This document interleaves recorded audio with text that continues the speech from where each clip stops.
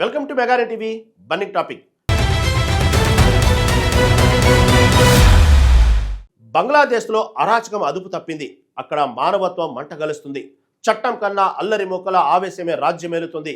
విద్యార్థి నేత ఉస్మాన్ హాదీ హత్య తర్వాత మొదలైన మంటలు ఇప్పుడు మైనారిటీ హిందువుల ఇళ్లను, ప్రాణాలను బూడిద చేస్తున్నాయి. తాత్కాలిక ప్రభుత్వం ఉన్నా లేనట్టే వ్యవహరిస్తుండటంతో అక్కడి హిందువుల పరిస్థితి పెనం మీద నుండి పొయ్యిలో పడ్డట్టు తయారైంది.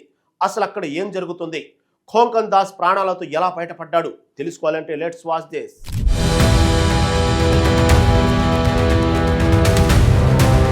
బంగ్లాదేశ్లో విద్యార్థి నాయకుడి హత్య తర్వాత హిందువులపై మొదలైన దాడులు రోజురోజుకి తీవ్రమవుతున్నాయి. ముఖ్యంగా విద్యార్థి నేత ఉస్మాన్ హాదీ హత్య తర్వాత అక్కడి తాత్కాలిక ప్రభుత్వాన్ని కూడా లెక్క చేయకుండా అల్లరి ముక్కలు రెచ్చిపోతున్నాయి. ఈ నేపథ్యంలో హిందువులపై మొదలైన దాడులకు కొనసాగింపుగా తాజాగా ఖోంకన్ దాస్ అనే మరో హిందువుపై దాడి చేసి నిప్పంటించారు.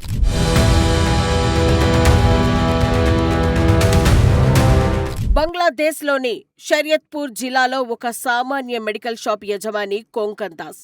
50 ఏళ్ల ఈ వ్యక్తికి ఎవరితోనూ గొడవలు లేవు. కానీ ఆయన చేసిన తప్పు మైనారిటీగా పుట్టడమే అన్న సందేహం కలుగుతోంది. రాత్రిపూట షాప్ మూసివేసి ఇంటికి వెళ్తున్న సమయంలో ఓ అజ్ఞాత గుంపు ఆయన్ని చుట్టుముట్టింది. కడుపులో కత్తితో పొడిచి విచక్షణారహితంగా కొట్టి అంతటితో ఆగక పెట్రోల్ పోసి నిప్పట్టించారు. పక్కనే ఉన్న చెరువులోకి దూకి ఆయన ప్రాణాలు కాపాడుకున్నారు. తన భర్త ఎవరికీ హాని చేయలేదని, తమకు న్యాయం కావాలని ఆయన భార్య రోదిస్తున్న తీరు అక్కడి దయనీయ స్థితికి అద్దం పడుతోంది.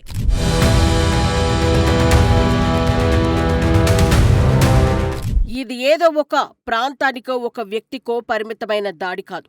గత 2 వారాల్లోనే ఇది 4వ దాడి. మైమెన్సింగ్లో 25 ఏళ్ల దీపు చంద్రదాస్ అనే యువకుడిని దైవదూషణ అనే తప్పుడు నెపంతో కిరాతకంగా చంపి శవాన్ని చెట్టుకు వేలాడదీసి తగలబెట్టారు. అమృత్ మండల్ అనే మరో యువకుడిని మూకదాడిలో కొట్టి చంపారు. ఈ వరుస ఘటనలు చూస్తుంటే అక్కడి హిందువులను లక్ష్యంగా చేసుకుని ఒక ప్రీ ప్లాన్డ్ ఎజెండా అమలవుతున్నట్లు కనిపిస్తోంది.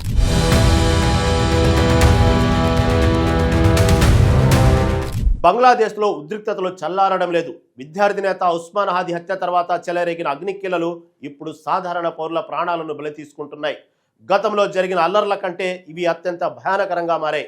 తాత్కాలిక ప్రభుత్వం శాంతిని కోరుతున్న గ్రౌండ్ లెవెల్లో మాత్రం పరిస్థితి అవుట్ ఆఫ్ కంట్రోల్గా ఉంది. అల్లరి మూకలు వీధుల్లో శైర్య విహారం చేస్తున్నాయి.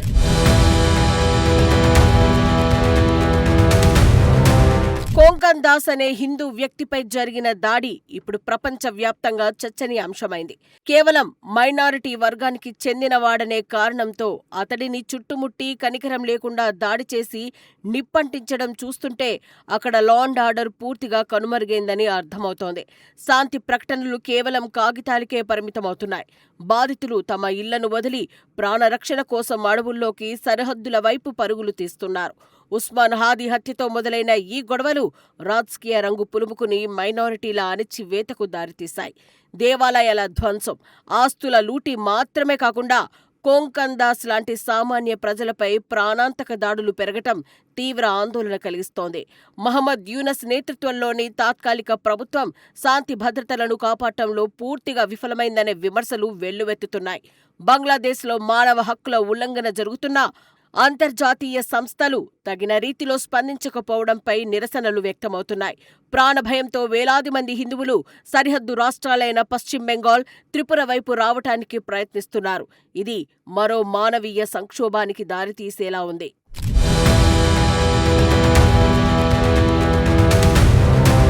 బంగ్లాదేశ్లో హిందువుల పరిస్థితి between the devil and the deep sea అన్నట్లుగా తయారైంది. అటు సొంత గడ్డపై రక్షణ లేదు, ఇటు సరిహద్దు దాటితే ఏమవుతుందో తెలియని స్థితి. హింసను ప్రేరేపిస్తున్న శక్తుల వెనుక రాజకీయ కోణాలు ఉన్నాయని స్పష్టమవుతోంది.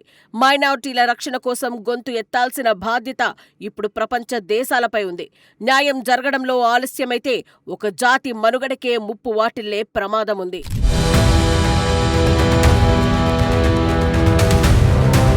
బంగ్లాదేశ్ తాత్కాలిక ప్రభుత్వం అల్లరి మూకలను అదుపు చేయడంలో పూర్తిగా విఫలమైంది.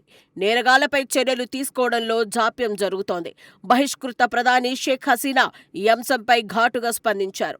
మహమ్మద్ యూనస్ ప్రభుత్వం తీవ్రవాదుల చేతుల్లో కీలుబొమ్మగా మారిందని, విదేశాంగ విధానాన్ని కూడా తీవ్రవాదులే నిర్దేశిస్తున్నారని ఆమె ఆరోపించారు.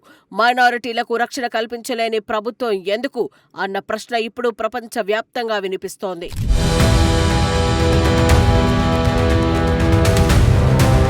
పక్కనే ఉన్న దేశంలో హిందువుల రక్తం చిందించడాన్ని భారత్ తీవ్రంగా పరిగణిస్తోంది.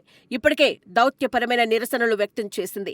మైనారిటీల భద్రతపై స్పష్టమైన హామీ ఇవ్వాలని కోరింది. అయితే బంగ్లాదేశ్ మాత్రం భారత్ ఆందోళనలను పెడచెవిన పెడుతోంది. ప్రస్తుతం బంగ్లాదేశ్లో హిందువులు భయం నీడలో బతుకుతున్నారు. తమ ప్రాణాలకు, ఆస్తులకు ఎప్పుడు ఏం జరుగుతుందో తెలియని అయోమయం.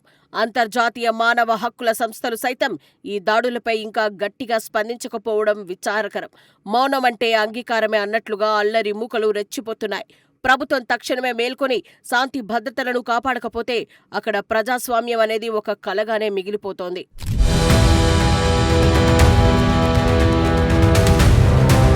హిందువులపై జరుగుతున్న మూక దాడులు, హత్యలపై భారత్ ఇప్పటికే ఆగ్రహం వ్యక్తం చేసింది. మైనారిటీలపై దాడులు సరికాదని తెలిపింది. అయితే బంగ్లాదేశ్ మాత్రం భారత్ ఆందోళనలను పట్టించుకోకపోవడంతో పరిస్థితులు మరింత దిగజారుతున్నట్టు తెలుస్తోంది. మరోవైపు ఈ దాడులపై స్పందిస్తూ బంగ్లాదేశ్ బహిష్కృత ప్రధానమంత్రి షేక్ హసీనా అక్కడి యూనస్ ప్రభుత్వం మైనారిటీలను రక్షించడంలో విఫలమైందని ఆరోపించారు.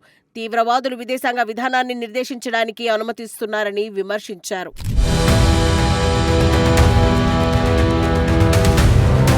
బంగ్లాదేశ్లో హిందువుల ఆక్రందనలు అరణ్య రోదనగా మారుతున్నాయి. ఒక సామాన్య మెడికల్ షాపు యజమాని నుండి ఫ్యాక్టరీ కార్మికుడి వరకు ఎవరికీ రక్షణ లేదు. కానీ ఇక్కడ జరగాల్సిన నష్టం జరిగిపోతుంది. ఇప్పటికైనా అంతర్జాతీయ సమాజం కళ్ళు తెరుస్తుందా? యూనస్ ప్రభుత్వ హంతకులను కఠినంగా శిక్షిస్తుందా? వేచి చూడాలి.